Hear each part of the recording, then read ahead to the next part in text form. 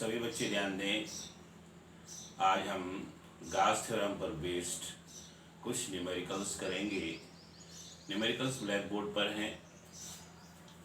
पहला न्यूमेरिकल है,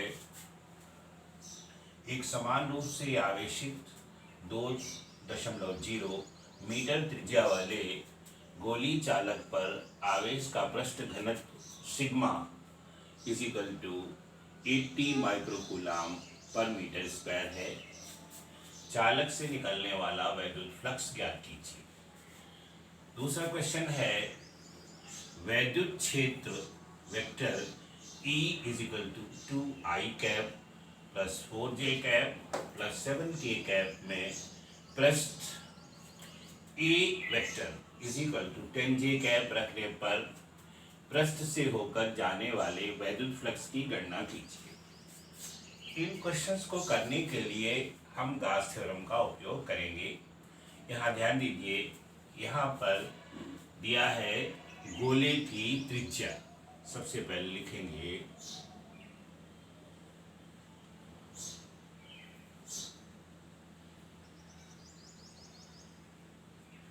गोले की त्रिज्या। ये R इज इक्वल टू है 2.0 metre.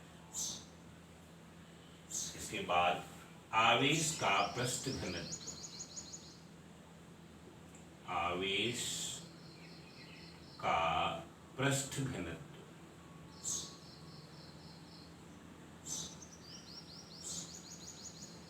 Sigma is equal to 80 माइक्रोकूलाम पर मीटर स्क्वायर।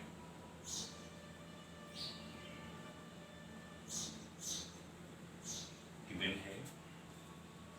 अब गास थ्योरम में सबसे पहले जरूरत होती है कि कितना आवेश किसी सरफेस के अंदर क्लोज्ड है।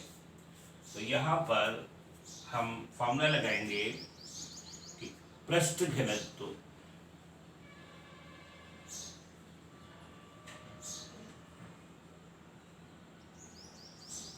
सिग्मा इज इक्वल टू होता है चार्ज अपॉन सरफेस। तो चार्ज यहाँ पर है Q एंड सरफेस ए लिखे देते हैं, और स्फीयर के लिए ये हो जाएगा Q upon 4 pi R square. तो इस तरह से Q इज इक्वल टू यानी charge enclosed is equal to हो जाएगा 4 pi R square into sigma. अब इसके बाद गास थ्योरम लगा देंगे। इसलिए electric flux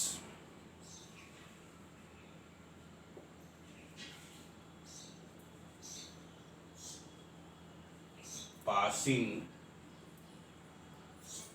through the surface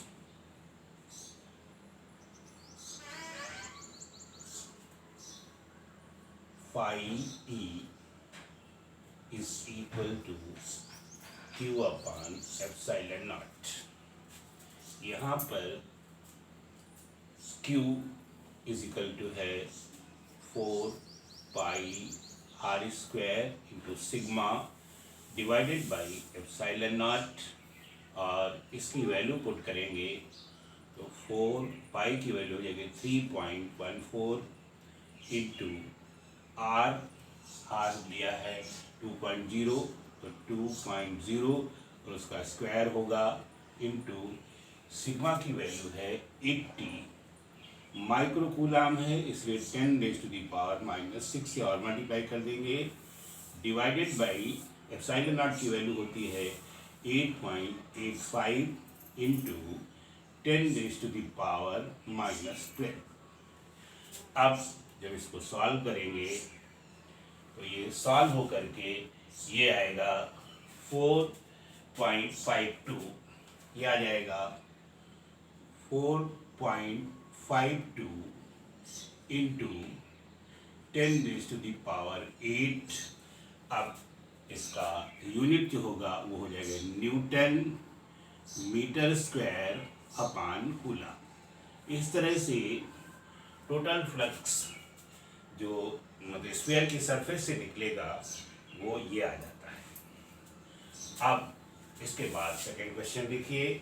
second question में आपको इंटेंसिटी दी हुई है और एरिया दिया हुआ है। तो यहाँ पर हम लिख देते हैं electric intensity. Electric intensity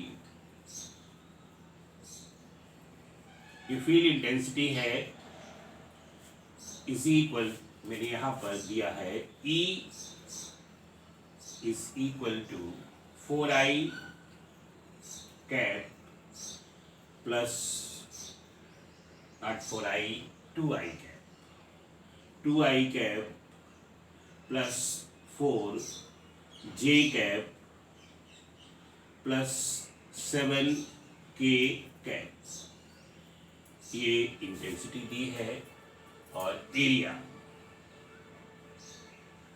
area of the surface यानी पृष्ठ का क्षेत्रफल E vector is equal to, ये गिवन है 10J cap 10J cap.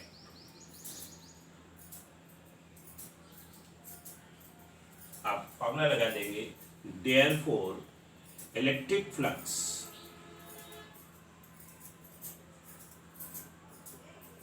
Passing through the surface यानी पृष्ठ से गुजरने वाला वैद्युत फ्लक्स